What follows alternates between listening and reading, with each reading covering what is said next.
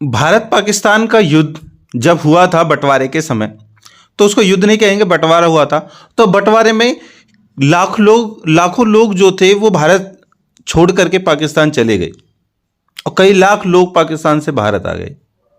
अब जो लोग भारत को छोड़कर पाकिस्तान गए थे तो वो अपने घर जमीन जायदाद को तो लेके जा नहीं सकते थे। ले जाने के बाद में उनकी जमीन रह गई भारत में। अब उनकी जमीन जो भारत में रह गई वो कहां गई, उसका क्या हुआ? आज का जो हमारा क्वेश्चन है वो उसी पर लटका हुआ है। ऐसी संपत्ति को हम कहते हैं हमारी भाषा में या कानून की भाषा में निष्क्रांत संपत्ति, मींस एवक्यू प्रॉपर्टी। तो हेलो दोस्तों, मैं एमडी मनीष लेकर के आया हूं आपके लिए फिर से एक अमेजिंग वीडियो। आज की जो वीडियो है वो law of evidence 5003, very short questions में हमने इस क्वेश्चन को रखा है, लेकिन ये क्वेश्चन आपको वेरी शॉर्ट और शॉर्ट दोनों फॉर्मेट में देखने के लिए मिल सकता है। तो चलिए जल्दी से पेन और पेपर लेकर के हो जाए रेडी। स्टार्ट करते हैं कि एवक्यू प्रॉपर्टी क्या होती है। दोस्तों, अधिकारों का अनुमान है कि विभाजन और उसके बाद हुई संप्रदाय झड़पों के बाद कुल समथिंग 79 लाख लोग पाकिस्तान चले गए, जबकि उस अवधि के दौरान उस समय में लगभग 5 मिलियन लोग पश्चिमी पाकिस्तान से भारत चले गए। अब 1947 में भारत के विभाजन के बाद भारत सरकार पाकिस्तान चले गए लोगों द्वारा छोड़ी गई संपत्तियों की संरक्षण बन गई, मतलब कि गार्जियन बन गई। उनके द्वारा छोड़ी गई संपत्ति को भारत में निष्क्रांत संपत्तियों के रूप में जाना जाता है। आप समझ गए होंगे कि तकरीबन 79 लाख लोग भारत छोड़कर गए थे, तो उनकी जो संपत्ति मेन तौर पर जो पाकिस्तान है वहां पर उस संपत्ति को जब छोड़कर गए तो कोई करने वाला नहीं रहा, उसका कोई मालिकाना हक नहीं रहा, तो वो भारत सरकार ने अपने संरक्षण में ले ली। उसी को बोलते हैं एवक्यू प्रॉपर्टी। तो निष्क्रांत संपत्ति प्रशासन अधिनियम 1950। देखिए, निष्क्रांत संपत्तियों का प्रबंधन और पाकिस्तान में अपनी संपत्तियों को खोने वाले शरणार्थियों को मुआवजा देने के उद्देश्य से भारत सरकार ने निष्क्रांत संपत्ति प्रशासन अधिनियम 1950 लागू किया। यह अधिनियम असम, पश्चिम बंगाल को छोड़कर पूरे भारत में लागू है। त्रिपुरा, मणिपुर और जम्मू और कश्मीर आदि में भारत में निष्क्रांत संपत्तियों के प्रबंधन के लिए अन्य कानून भी प्रख्यापित और लागू किए गए। विस्थापित व्यक्ति का मतलब दोस्तों जो एक जगह को छोड़कर के दूसरी जगह चले जाते हैं, तो उनको बोलते हैं विस्थापित व्यक्ति। तो विस्थापित व्यक्ति मुआवजा और पुनर्वास अधिनियम 1954 जो केंद्र सरकार द्वारा निष्क्रांत संपत्ति के अधिग्रहण और विस्थापित व्यक्तियों को मुआवजा के भुगतान का प्रावधान करता है। एवक्यू इंटरेस्ट पृथक्करण अधिनियम 1951 जो सामान्य अदालतों द्वारा नियुक्त सक्षम अधिकारियों और अपीलीय अधिकारियों द्वारा संयुक्त या समग्र संपत्तियों में गैर एक्वाइज्ड के शेयरों से एक्वाई के शेयरों की विभाजन और पृथक्करण में तेजी लाने के अधिनियमित किया गया था। जो एक्वाई प्रॉपर्टी है उसका मतलब ये था कि जो लोग यहाँ से छोड़ करके गए थे और जो यहाँ पर छोड़ करके आए थे, तो जो छोड़ करके गए उनकी पूरी भूमि को जो लोग आए थे उनमें इक्वली बांटने का इन्होंने प्रबंध किया था, ताकि किसी के साथ में कोई भेदभाव ना हो और सभी को इक्वल जो अधिकार है वो मिल जाए। इसके बाद शत्रु संपत्ति पर कानून बनाने के लिए इन सभी कानूनों को निरस्त कर दिया गया। मतलब कि ये पहल चली थी, लेकिन जब ये लगा कि जो भी जितने भी छोड़ करके गए हैं वो सभी शत्रु ही तो थे, तो जो भारत को छोड़कर चले गए थे पाकिस्तान में, ठीक है, तो उनके शत्रु जो संपत्ति है उस पर कानून बनाने के लिए पहले जो भी कानूनों के बारे में बात हुई थी इनमें कि कोई वाला जो कानून है वो बदलना चाहिए, तो उसको सबको निरस्त कर दिया गया। निष्क्रांत संपत्ति अधिनियम 1950 के अनुसार निष्क्रांत संपत्ति का अर्थ निष्क्रांत व्यक्ति की कोई भी संपत्ति है, चाहे वह मालिक के रूप में या ट्रस्टी के रूप में या लाभार्थी के रूप में था, किराएदार के रूप में या किसी अन्य क्षमता में उसके पास हो और इसमें कोई भी संपत्ति शामिल हो। 14 अगस्त 1947 के बाद किसी भी व्यक्ति द्वारा स्थानांतरण के किसी भी माध्यम से प्राप्त किया गया हो।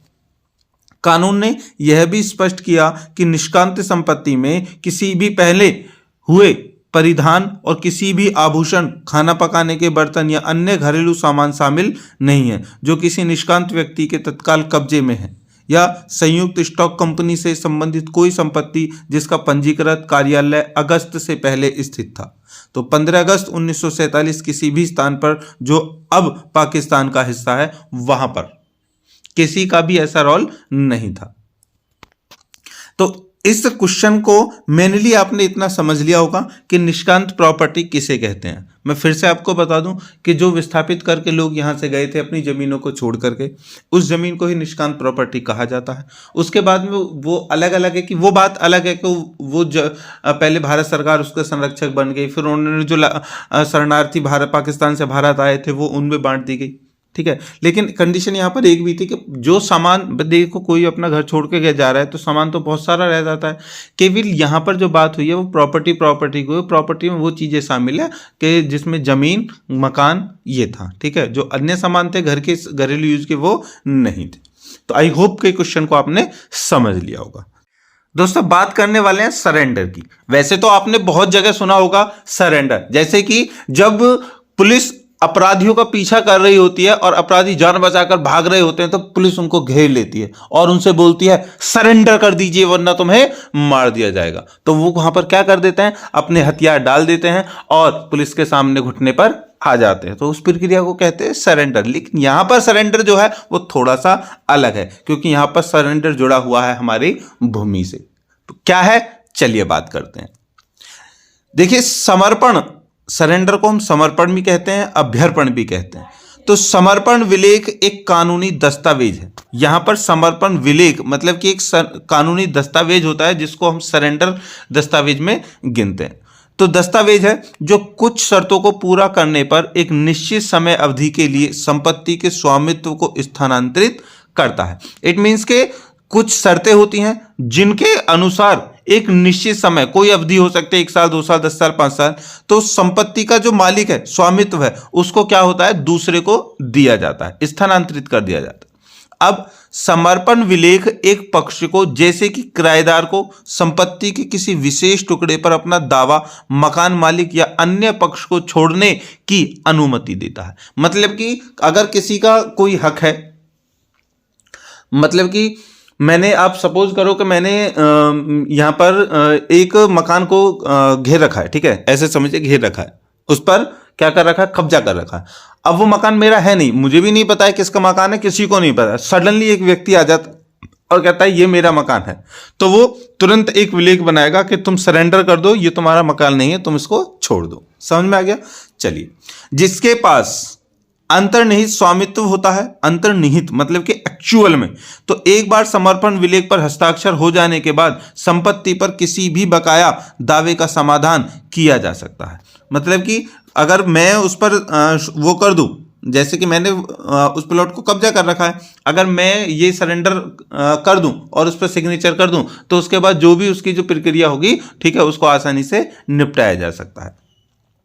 अब समर्पण का एक विलेख स्वामित्व को शीर्षक स्वामी को वापस स्थानांतरित कर देता है, आमतौर पर दोनों पक्षों द्वारा प्रत्ययी कर्तव्यों और दायित्वों को पूरा करने के बाद। इट मीन्स के सल्यूशन उसके बाद में क्या होगा वो तो बात अलग है। यहां पर बात चल रही है कि अगर तुमने सरेंडर कर दिया और उसको पूरा कर दिया कि मैं कहूंगा मैंने जब से वो जमीन घेर रखी थी मैंने उसको छोड़ दिया, ठीक है, तो अब जो प्रॉपर्टी है, जो उस एक्चुअल में उस मकान का जो मालिक है, शीर्षक स्वामी जो एक्चुअल में मालिक है, उसको वो पहुंच जाती है, ठीक है। या फिर आमतौर पर दोनों पक्षों द्वारा प्रत्येक कार्यवाही कर्तव्यों और दायित्वों को पूरा करने के बाद ये होता है। मतलब सरेंडर कर दिया तो वो किसके पास पहुंच जाएगी जमीन, जिसके लिए मतलब सरेंडर किया है तो भैया जो मालिक है उसी के पास जाएगी ना। मैं तो क्या था, मैंने तो कब्जा कर रखा था।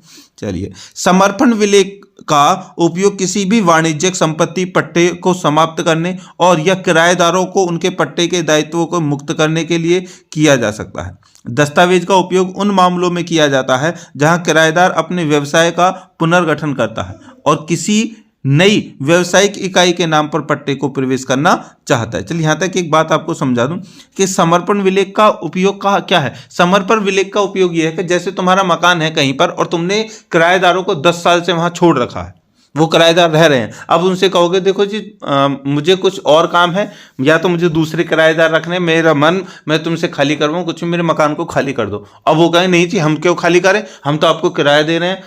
तुम्हें पता है कि बेटा अगर इन्होंने 10-12 साल हो गए, क्योंकि एक वो है कि अगर 12 साल हो जाते हैं किसी भी किराएदार को एक मकान में रहने के लिए, तो वहां पर कंडीशन होती है कि हो सकता है वो अपना मकान मतलब कि मालिकाना हक प्राप्त कर ले, उसकी भी कंडीशन और शर्तें हैं ये। तो इसलिए आमतौर पर लोग चाहते हैं, जब उन्हें दिखता है कि हमारे किराएदार बहुत पुराने हो गए हैं, तो वो उनको क्या करते हैं, भैया अब तुम चले जाओ, छोड़ दो मकान को। तो इसको उनसे हम क्या करवाते हैं, सरेंडर करवाते हैं। तो एक तो वो हो गया।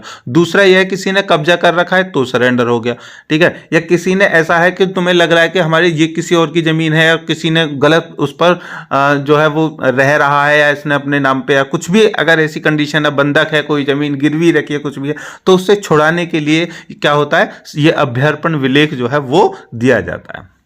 समझ में आ गया।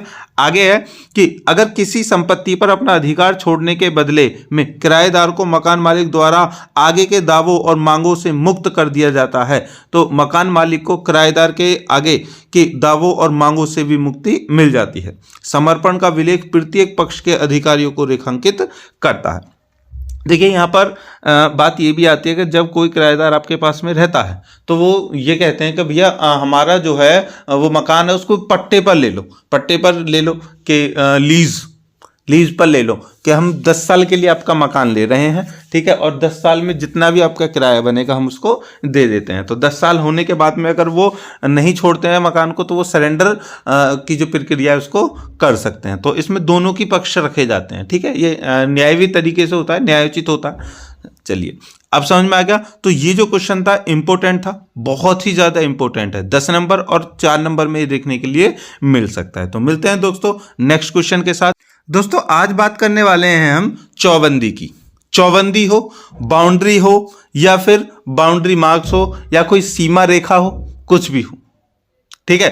देखिए आपने क्रिकेट तो सभी ने देखा होगा, आपने देखा होगा क्रिकेट में जब बैट्समैन बॉल को मारता है तो अगर जाकर के एक बाउंड्री लाइन होती है, रस्सी वाली बाउंड्री लाइन होती है, अगर बॉल उसको जाकर के छू जाती है तो एम्पायर क्या करता है, 4 रन करार दे देता है। तो अब ये बाउंड्री जो होती है वो बहुत जगह पर काम करती है।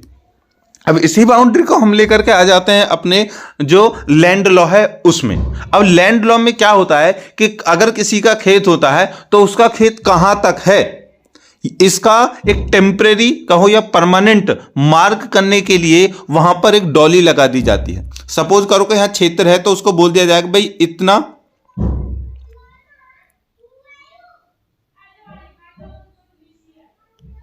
कोई क्षेत्र है तो यहां पे बोल दिया जाएगा भैया ये जो जमीन है, ठीक है, ये इतनी पूरी जमीन है, इसमें हमने 2 लोगों में बांट रहे हैं, ठीक है। एक ये वाली जमीन एक व्यक्ति की है और ये वाली जमीन 2 व्यक्ति की है। तो इन दोनों की जमीन का ये जो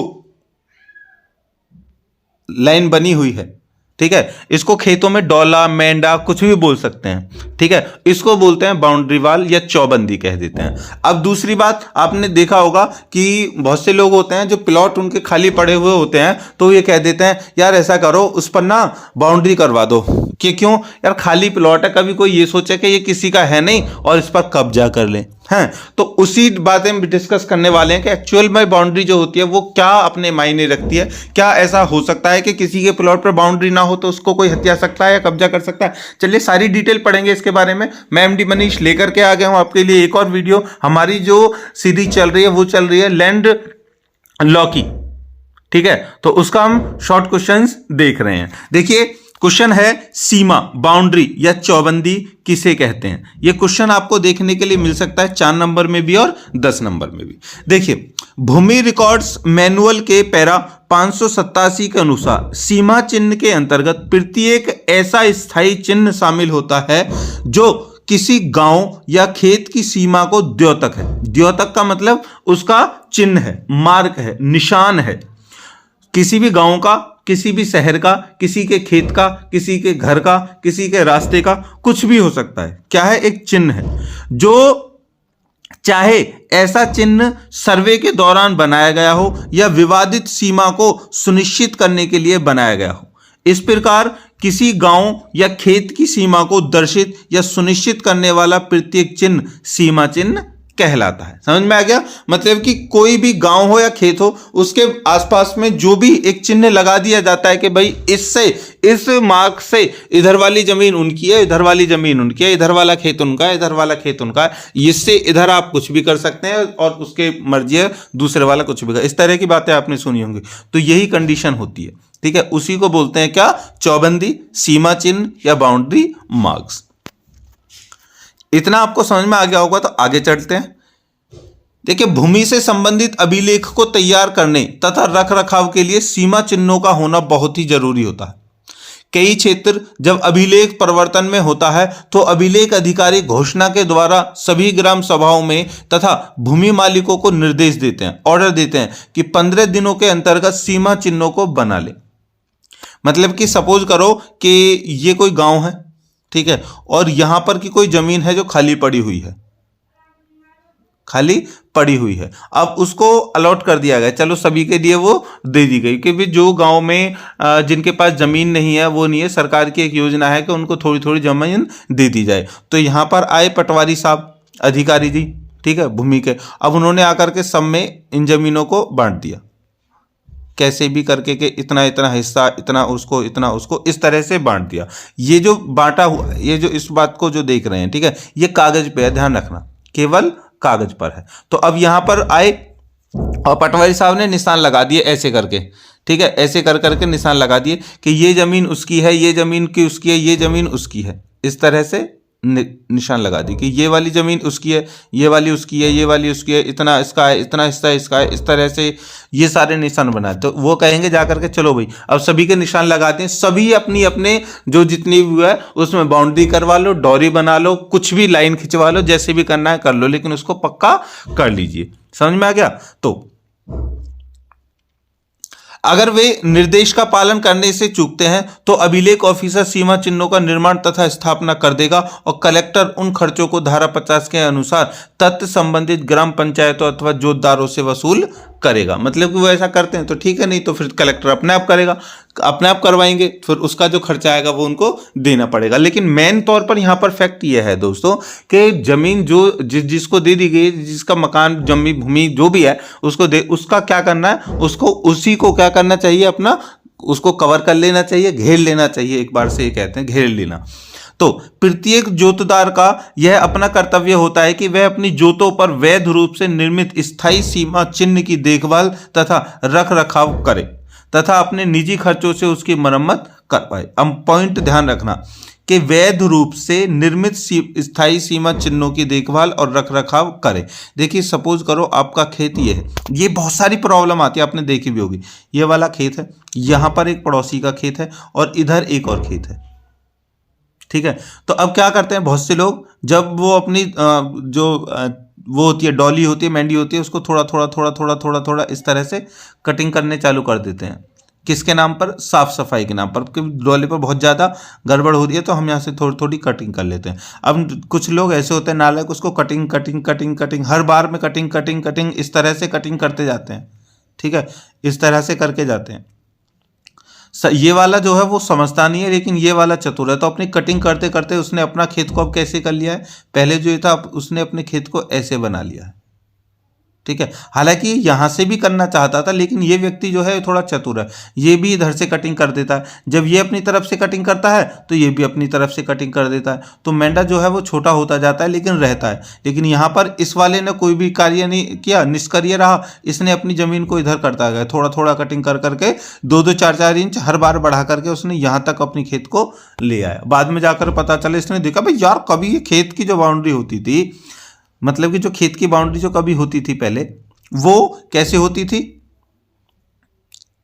इस तरह से होती थी, ठीक है। आज जो है ये बाउंड्री है, आज कैसे हो गई है, उसने कटिंग कर करके इतना इसको बढ़ा लिया है, ठीक है। जो ये वाली है उस पर गौर किया, उसने कहा अरे यार इतने तो बहुत गड़बड़ कर ली, मेरी जमीन घेर ली।